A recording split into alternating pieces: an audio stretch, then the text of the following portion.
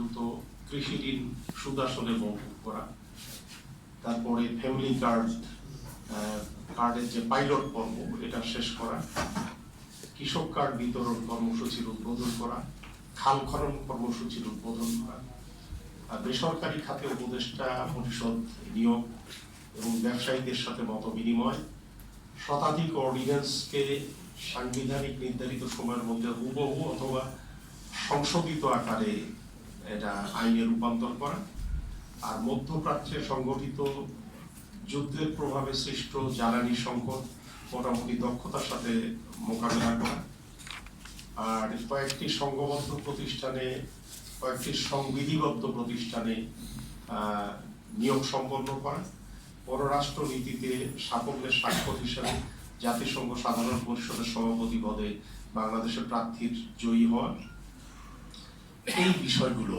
এখানে ছিল।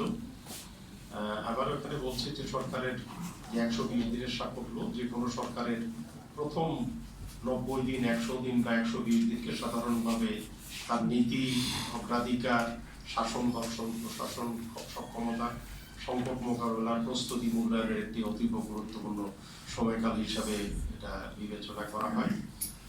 এই সময় কিছু কিছু গৃহীত কিছু পদক্ষেপ সরকারের দীর্ঘমেয়াদী গন্তব্য নির্ধারণ করে দেওয়ার ক্ষেত্রে তাৎপর্যপূর্ণ ভূমিকা রাখতে পারে। বিশেষ করে সরকারকে যদি বিদায়ী সরকারের ধারাবাহিকতায় পুনর্নির্বাচিত উত্তরসূরি না হয়ে নতুন একটি সরকার হয়, পুরনো কোনো দলের নতুন প্রজন্মের ক্ষমতা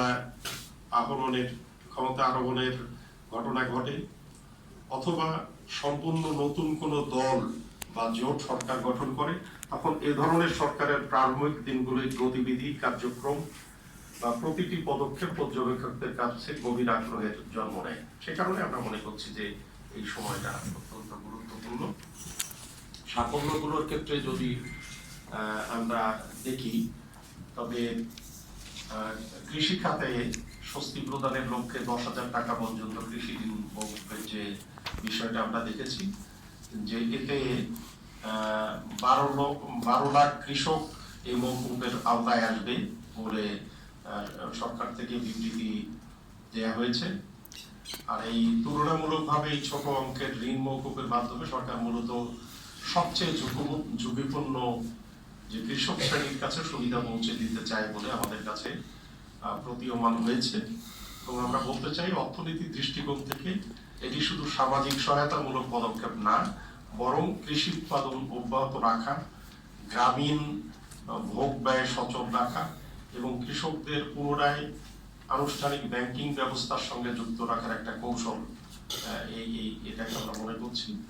আর এটা এই ফ্যামিলি কার্ডের যে বিষয়টা, 37,567টি পরিবারের কাছে এই কার্ড হস্তান্তর করা হয়েছে।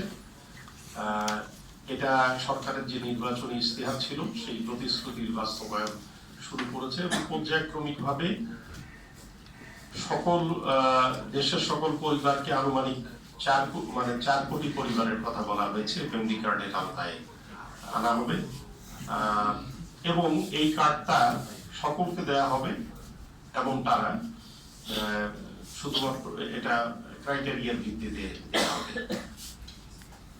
এই বছরেও যে ফ্যামিলি কার্ডের যে অঙ্ক, এটা 35,379 কোটি টাকা নিম্ন আয়ের সরকারি কর্মচারীদের পেনশনের ব্যবস্থা রাখা হয়েছে। ফ্যামিলি কার্ড কর্মসূচির অধীনে চলতি অর্থ বছরে 14,500 কোটি টাকা ব্যয়ে মোট 41 লক্ষ পরিবারকে সহায়তা দেওয়ার লক্ষ্যমাত্রা নির্ধারণ করা আছে।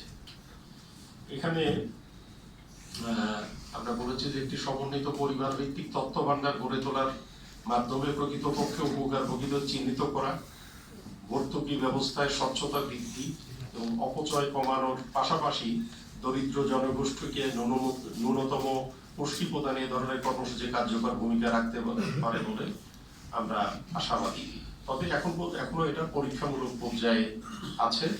তবে সকল বাস্তবায়ন সম্ভব হলে ভবিষ্যতে সামাজিক নিরাপত্তা ব্যবস্থা কাঠামোগত সংস্কারের ভিত্তি হিসাবে এটা কাজ করতে পারে।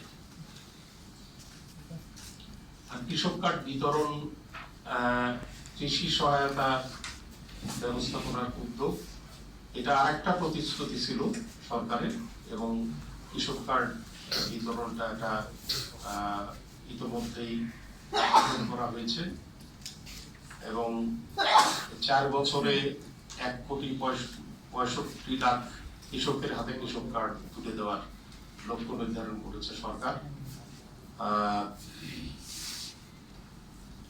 আমরা আরেকটা বিষয় আছে খাল খনন উদ্বোধন।